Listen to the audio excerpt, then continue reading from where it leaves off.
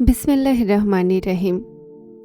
কখনো কি এমন হয়েছে যে তুমি প্রতিটা রাস্তা পরখ করে নিয়েছ, সব দরজা ধাক্কিয়ে নিয়েছ, সব মানুষের কাছে সাহায্য চেয়েছ, কিন্তু তারপরও সমস্যা যেখানকার সেখানেই দাঁড়িয়ে থাকে। আর তারপর হঠাৎ বিনা কোনো আশায় একটা এমন দরজা খুলে গেল যেটা তুমি ভাবোওনি। এটা ওই মুহূর্ত হয় যখন মানুষ ভাবে যে এখন সব কিছু শেষ, কিন্তু বাস্তবে সেখান থেকেই আল্লাহর শুরু হয়। এই দুনিয়া আমাদেরকে শেখায় যে জিত শুধুমাত্র পরিকল্পনায় পাওয়া যায়, কিন্তু আল্লাহ আমাদেরকে শেখায় যে জিত পরিকল্পনায় নয়, বরং তাকদিরের ফায়সালাতে পাওয়া যায়। যখন মানুষের তাদবির শেষ হয়ে যায়, তখন আল্লাহ তার তাকদিরকে নাড়াচাড়া দেন। আর যখন আল্লাহ কর্মকাণ্ডে এসে যায়, তো বন্ধ দরজাগুলো রাস্তা হয়ে যায় আর অসম্ভব সম্ভব হয়ে যায়। এটা ওই রহস্য যা শুধুমাত্র সেই মানুষেরাই বোঝে যাদের আশাগুলো ভেঙেও আল্লাহর সাথে জুড়ে যায়। আমরা অনেক সময় ভাবি যে আমি অনেক চেষ্টা করেছি, কিন্তু তারপরও ব্যর্থ হলাম। যদিও বাস্তবতা হলো এটা যে আল্লাহ আমাদেরকে আমাদের চেষ্টায় নয়, বরং তার সময় দেন। কেননা আল্লাহর সময় সবসময় পরিকল্পনার হয়, আর মানুষের সময় সবসময় তাড়াহুড়ার হয়। আর কারো কারো আওয়াজকে তিনি বারবার শুনতে চান। আর কত সৌভাগ্যবান তারা যাদের আওয়াজকে তিনি বারবার শুনতে চান। নিশ্চয়ই তুমি জানো না যে আল্লাহ তোমার জন্য কত কি ভেবে রেখেছেন। তুমি জানো না যে আল্লাহ তোমার কাছে তোমার চাওয়াকে পৌঁছানোর জন্য কত ব্যবস্থা করে রেখেছেন। তুমি জানো না এই দেরির পরে তোমার প্রতিটা সেই দোয়ার কবুলিয়ত আছে যা তুমি চাইতে। তুমি জানো না যে যার এক ঝলকে তুর পর্বত ঝলসে যায়, তার এক হুকুমকি থেকে কি করতে পারে। তুমি জানো না যে তোমার স্বপ্নগুলোকে পূরণ করার জন্য তিনি কেমন তাদবিরগুলো বানিয়ে রেখেছেন। তুমি জানো না যে তোমাকে ভাঙাতেই তিনি জোড়ার সমস্ত রহস্য লুকিয়ে রেখেছেন। তুমি জানো না যে তিনি শেষে তোমার সন্তুষ্টিকেই তোমার ভাগ্য লিখে রেখেছেন। যখন তুমি তোমার ভাঙা কথাই তাকে ডেকে বলো, হে আমার রহিম আল্লাহ, আমার সবর, আমার মন, আমার চোখগুলো আর এই বের হওয়া অশ্রু আপনার কোণের তীব্রভাবে অপেক্ষায় আছে। আল্লাহ পাক আমার পরীক্ষা শেষ করে আমার জন্য রহমতের এমন দরজা খুলে দিন, যেটার উদাহরণ আমাকে অবাক করে দিবে। যে যখন পরের বার আমার চোখ থেকে অশ্রু বের হবে, তো যেন সেই অশ্রু খুশির হয়।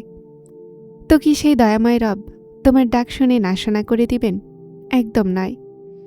কিন্তু এইসব পড়ে একটা কথা মনে অবশ্যই আসে, যদি আল্লাহ সত্যি আমাদের সাথে থাকেন, তো তাহলে দেরি কেন হয়?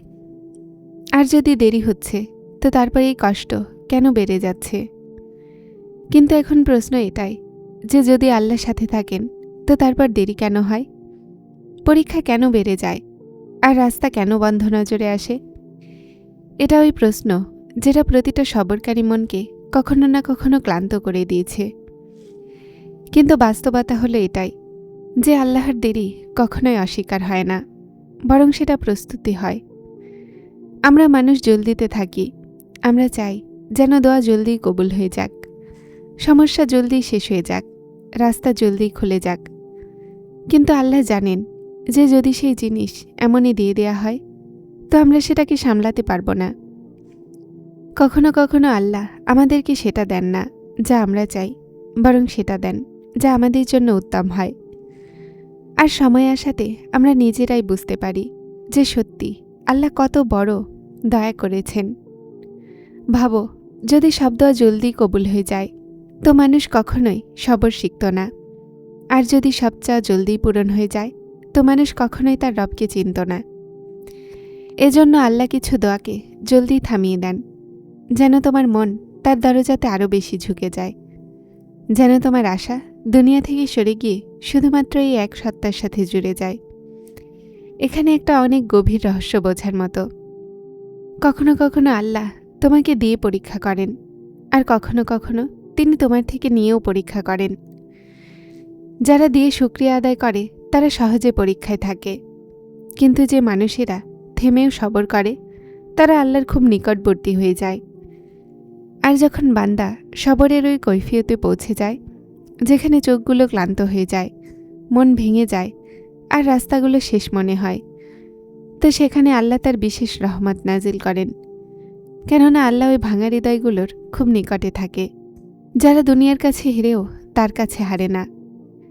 এজন্যই বলা হয়, আল্লাহ বলেন, আমি তোমাকে এমন সবর দান করব যে তোমার চোখগুলো অবাক হয়ে যাবে। কিছু তো উত্তম লেখা হবে। আমার আল্লাহ যে এই মন প্রতিবার সবর করতে বাধ্য হয়ে যায়, যা কাঁদায় সেটা হলো দুনিয়া, আর যে অশ্রু সামলে নেন তিনি আল্লাহ। হিংসা করবে তো কিছুই পাবে না, শুকরিয়া করবে তো গুনতে পারবে না। আমরা সব ভালোবাসা ছেড়ে আল্লাহর কাছে যাই না। আল্লাহ আমাদেরকে সমস্ত ভালোবাসার বাস্তবতা দেখিয়ে তার কাছে ডাকেন। কাউকে জলদি দিয়ে দেন, আর কারো আওয়াজকে বারবার শুনতে চান। আর কত সৌভাগ্যবান তারা যারা আল্লাহর প্রিয় হয়। এখন আমরা ওই মাকাম যেখানে মানুষের ধারণাও শেষ হয়ে যায়, আর মন শুধুমাত্র একটাই কথা বলে, ব্যাস এখন আল্লাহই যথেষ্ট। এটা ওই মুহূর্ত হয় যখন না কোনো রাস্তা নজরে আসে, না কোনো আশ্রয়, কিন্তু তারপরও একটা আজব শান্তি মনের ভিতরে অনুভব হয়। এটাই ওই কৈফিয়ত যেখান থেকে আল্লাহর বিশেষ সাহায্য শুরু হয়। যখন মানুষ তার শেষ চেষ্টাও করে নেয়, তো তারপরও ব্যর্থতা তার সামনে দাঁড়িয়ে থাকে, তখন আল্লাহ বলেন, এখন আমি সামলাচ্ছি।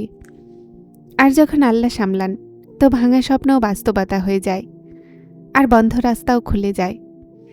এই দুনিয়া আমাদেরকে শিখায় যে শক্তি মানুষের কাছে আছে, কিন্তু বাস্তবতা হলো এটাই যে শক্তি শুধুমাত্র আল্লাহর সিদ্ধান্তে আছে। এক হুকুম তার হয় আর পুরো দুনিয়া বদলে যায়।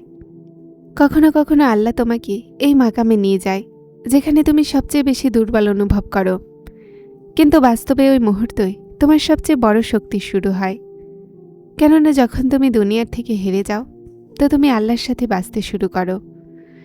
মনে রাখো, যখন তোমার পরিকল্পনা শেষ হয়ে যায়, তো বুঝে নাও আল্লাহর সিদ্ধান্ত শুরু হতে চলেছে। আর আল্লাহর সিদ্ধান্ত সবসময় উত্তম হয়, হোক সেটা দেরিতে আসুক অথবা তাড়াহুড়ায়। যারা চ্যানেলটিতে নতুন এসেছেন তারা হেদায়েত চ্যানেলটিকে সাবস্ক্রাইব করে আমার সাথে থাকুন এবং অবশ্যই ভিডিওগুলোকে লাইক শেয়ার করবেন। আসসালামু আলাইকুম।